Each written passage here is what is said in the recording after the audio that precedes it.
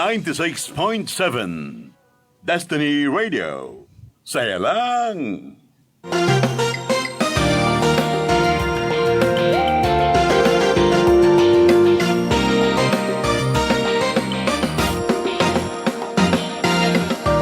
.7 Destiny Radio. Ayan na, kasama niyo na ngayon ang inyong Kuya Carl. Nag-iba yung boses.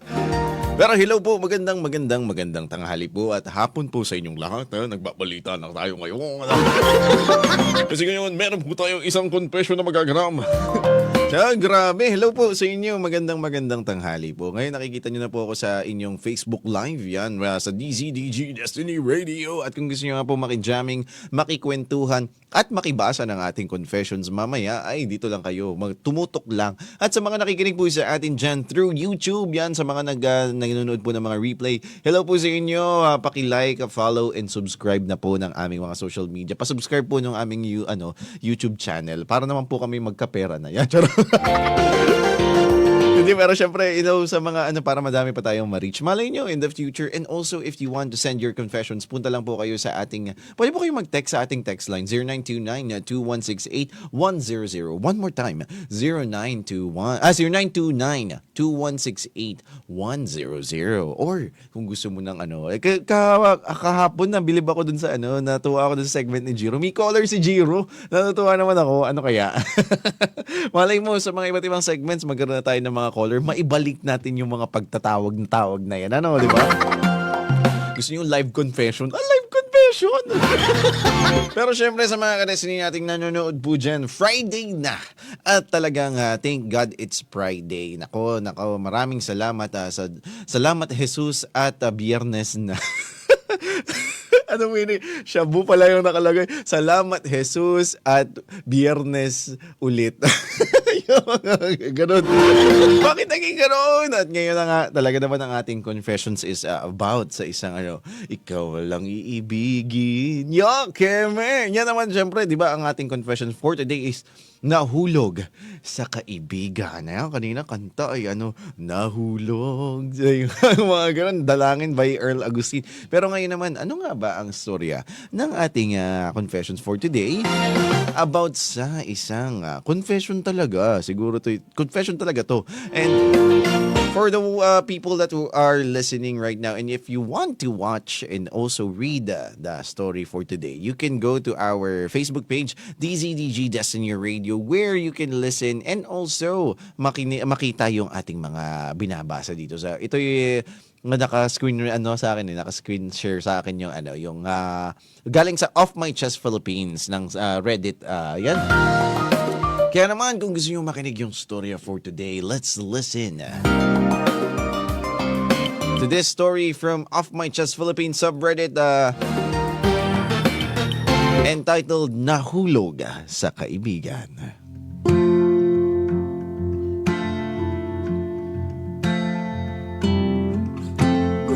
Ang emote ng music, baka mamaya happy pala to.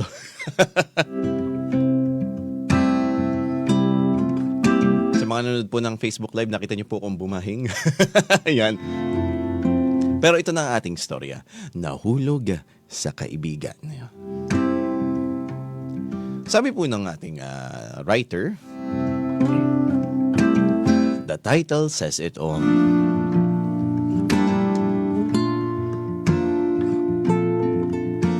Sabi niya dito, I just need to get this off my chest.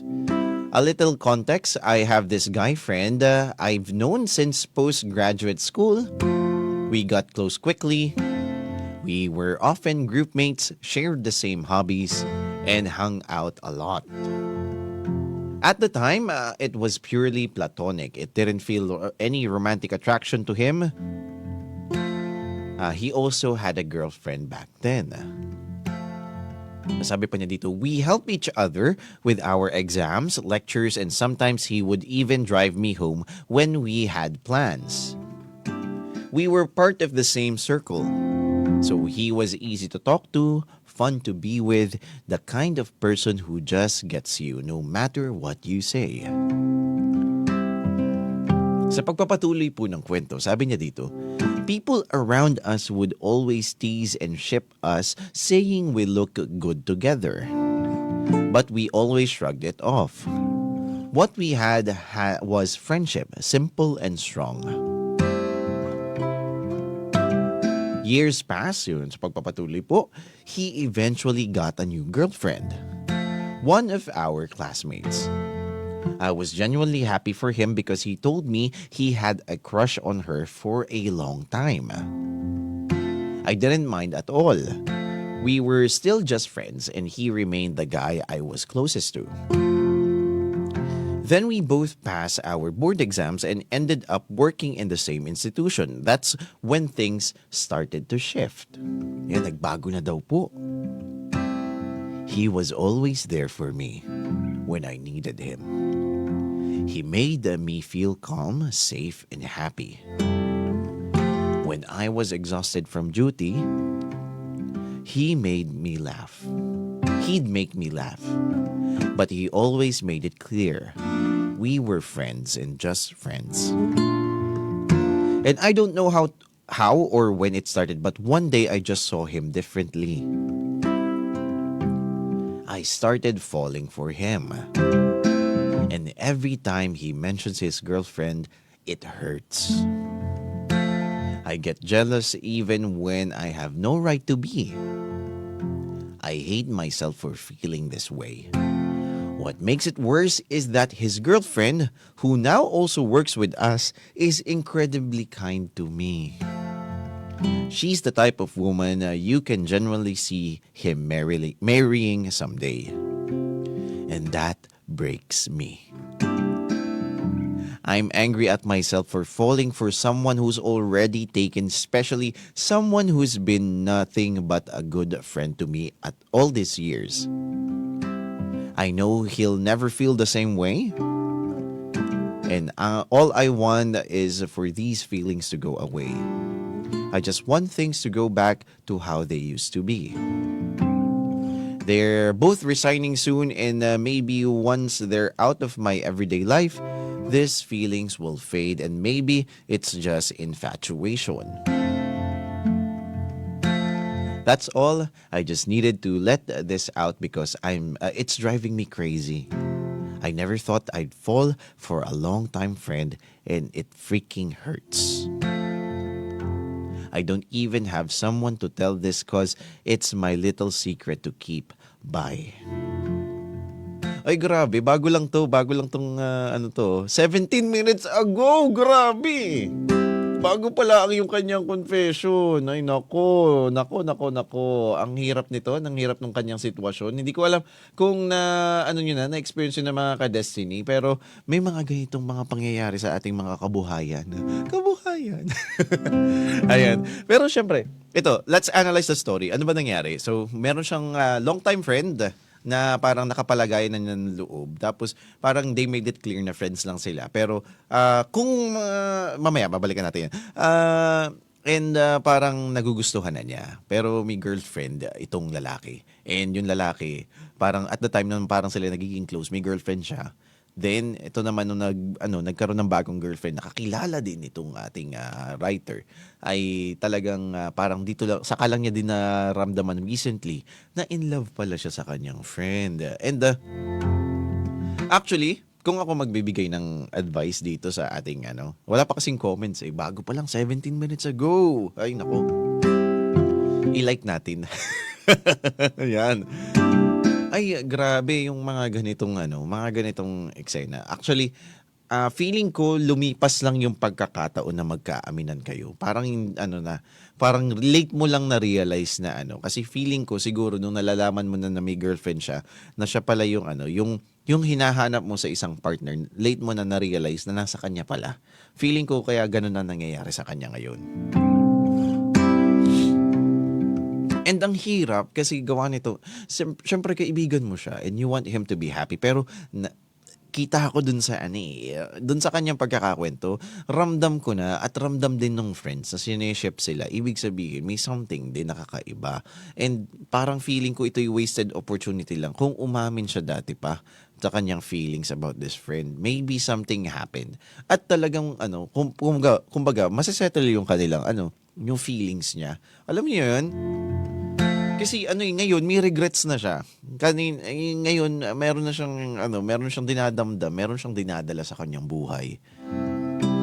Sana pala nung dati pa lang, nung wala siyang girlfriend. Kasi alam din niya Alam din niya kung kailan walang girlfriend yung tao. And alam niya nung kailan nagkaroon. Kasi close friends sila. Meron pa silang going out with each other. Dalawa sila. Sila lang dalawang nagbabanding. Alam niya yun. Obvious naman na may something. Kaso ay pareha siguro itong lalaki, parang feeling ko may mga gaytong sitwasyon, no? Kung nakikinig mo to, yung sa writer nito, may mga gaytong sitwasyon ha. Kung sa tingin mo ay nung time na yun ay feeling ko itong lalaki parang parang feeling ko may mga gayto kasing sitwasyon yung ano ba talaga Kuya Carl?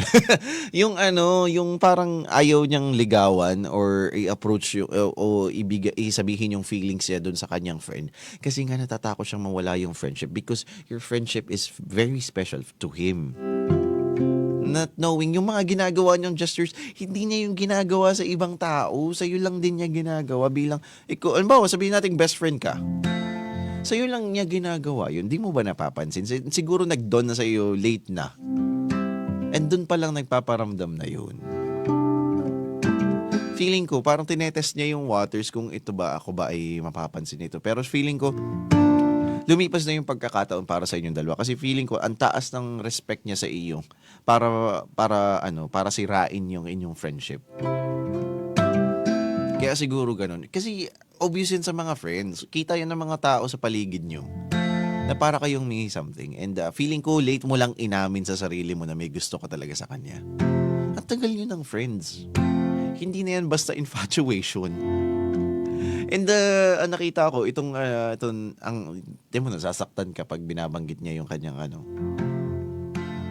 feeling ko may chance naman. May chance yan na sana. Kaso may girlfriend na siya and parang ito na yun nasayang na yung pagkakataon. Sana pala dati pa lang ay inamin mo na sa kanya. Binigay mo na yung iyong nararamdaman. Nung nararamdaman mo na kasi kung kayo naman ay mga maiedad na, kung kayo ay merong edad, kung kayo mature enough to state the obvious na parang halimbawa, friends kayo and pwede mo naman kasi sabihin directly, I have been having these feelings for you and if you don't feel the same, it's okay, let's remain friends. Ganun! But if he feels 2025 na.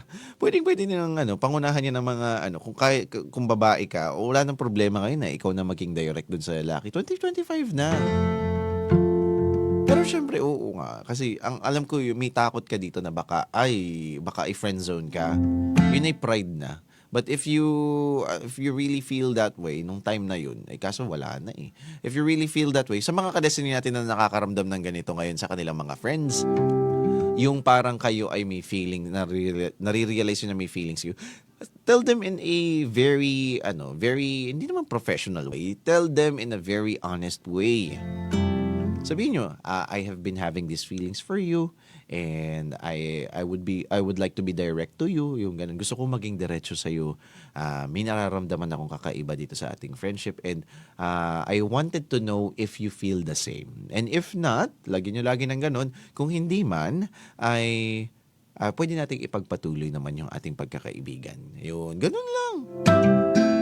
Kasi at least nasabi mo, ito naman kasi, ito nangyari kay ate ay wala na. Na siya, tapos na yung pagkakataon. Wala na yung pagkakataon. Yung masakit pa para sa kanya ay parang naseselo siya dun sa isang babae. Pero yung babae, sobrang bait. Ang sakit nun sa pakiramdam. At talaga namang, pero ngayon, wala ka ng choice. Kundi actually parang magandang sabihin mo na lang sa kanya habang hindi pa sila kasal. Ito tinanggal ko yung music. Ito sa user na kung kayo man may nararamdaman ganyan, tapos nakita niyo yung gusto nyong tao, ay parang may boyfriend na, may girlfriend na, o miniligawan na, o kung ano man, kung may karelasyon sila, ay tapos long time friend yun na siya, at parang may nararamdaman kayo, I encourage you, sabihin nyo na. sabihin nyo na yung nararamdaman nyo. Kasi magkakaroon lang kayo ng regrets pagdating ng time. Magkakaroon lang kayo ng panghihinayang na hindi nyo ginawa yung ano. At kung hindi man mag-work, halimbawa, kahit man meron na siyang karelasyon, sa totoo lang parang kailangan mong sabihin sa kanya. Then let him evaluate. Let him tawag dito. Siya na ang bahala. Hindi ka naman ang gugulo eh. Parang umamin ka lang sa nararamdaman mo. And if pag naamin mo na yun, siya nang bahala dun. Kung talaga namang hindi ka niya gusto at as friends lang kayo, sasabihin naman niya sa'yo. Pero pag nagdalawang isip siya, ibig sabihin, may nararamdaman talaga siya before. Kaya ang payo ko dito sa ating letter sender, sa ating nag-post sa subreddit kay OP, ay aminin mo pa rin. Sabihin mo pa rin sa kanya. Kahit siya ay parang ikakasal na, aminin mo pa rin. Kasi siya naman ang bahala doon. Siya naman ang bahala doon kung paano niya i-handle yun. And sabihin mo na lang na you can remain friends. And if it bothers the relationship, pwede mag-let go ka na lang. Yun, ganun na yun. Ganun lang yun. Sabihin mo lang. Hindi ka naman ang gugulo. You're just saying your piece. Kasi kesa dalhin mo yan sa pang-araw-araw mong buhay. O kaya, ang gawin mo na lang, magmahal ka na lang ng tahimik. Tahimik mo na lang, sa background mo siya ay mahalin habang nakikita mong kasama niya ang mahal niya sa buhay. Pwede rin naman yun. O mag-move on ka. Pero mahirap yun, di ba? Kaya naman, kung nararamdaman mo yan, sana, kung kaya mong panindigan, magmahal ka na lang ng tahimik.